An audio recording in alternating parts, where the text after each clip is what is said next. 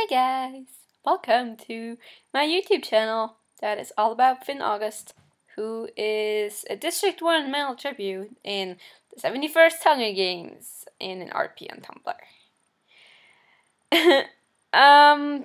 Since this is the very first video, I'm mostly, I'm gonna like to explain his backstory a little bit to you, since that was only mentioned a couple of times with the game maker, and you never really get to know the entire thing, as I guess which is the case in most tributes. Actually, I was going to say Finn for another RP, so I could actually paragraph as him, which didn't happen before the fidget blog was made, which I'm really happy about. But yeah, now I'm really glad that I gave this character to this RP, because who knew that he would like fit in that well, and I don't think that would be the case in any other RP. I just love this RP so much. I love you guys. Okay. All right. Backstory. Here we go. Finn August was the result of a Hunger Games romance, a summer romance. He was the result of a summer romance, or actually, the one time that the two people that had the summer romance met after that, and he was the result of this very day.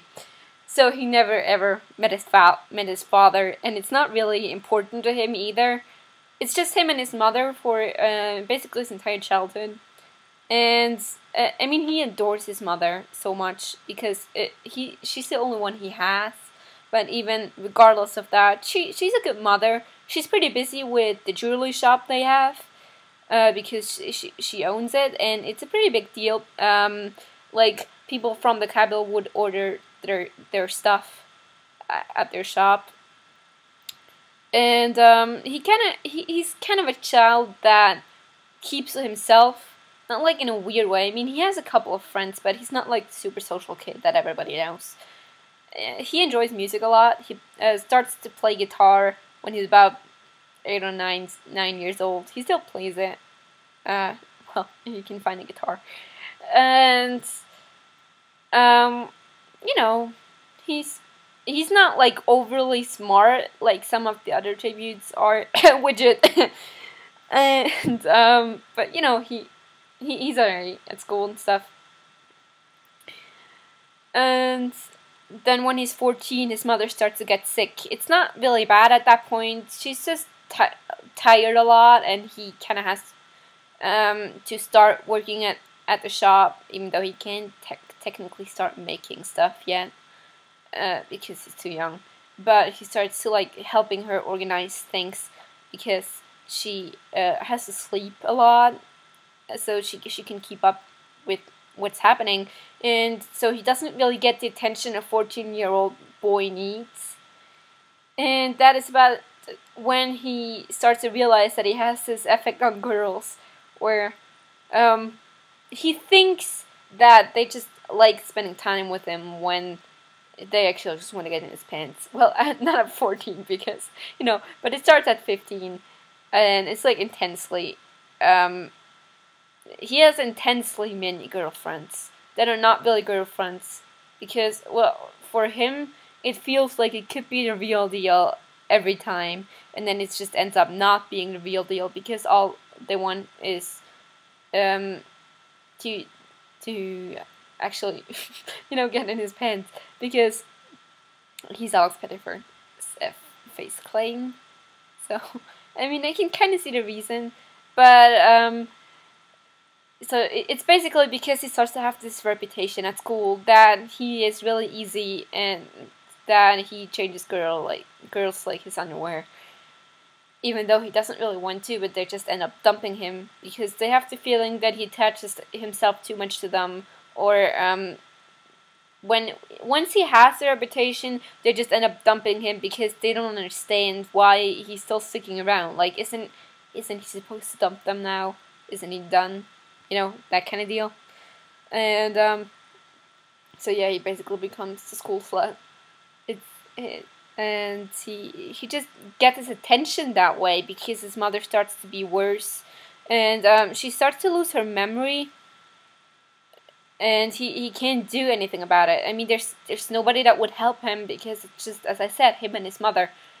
How is a 15, 16 years old supposed to know about brain cancer and what it does, and how it makes his mother lose her memory and all of that?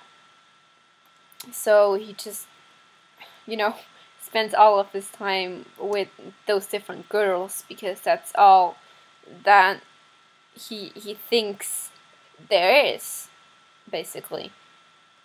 And then the reaping comes along 2 years later, when his mother really does not remember who he is at all, and he kind of has become this person that doesn't really care anymore if people care, or if people really care about him or not. If you can just get, I don't know, 3 hours of their attention, because yeah, and it's this kind of deal where people love him and hate him at school at the same time, as well, boys as well as girls. And so yeah, when the reaping comes along, District 1 is a career district. Why does nobody volunteer for Finn August, who is so unprepared for all of this? Why? He has this theory that, well, maybe there's no career that is ready for this year to go in the games, and maybe it's just simply that, and the fact that he slept with that many girls and people don't think he deserves to be volunteered for, which he kind of agrees at this point, because he hates himself. I don't know if I published that thing, the what was it, 6 months before the games thing with the idiot in the mirror.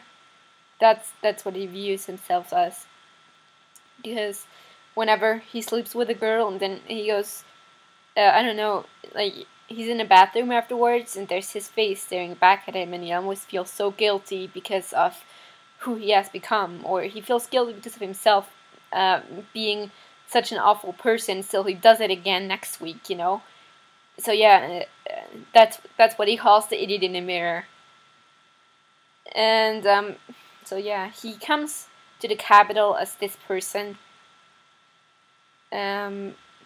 with thinking that even in the capital things won't be any different, because his district partner is there and she knows exactly what kind of reputation he actually has.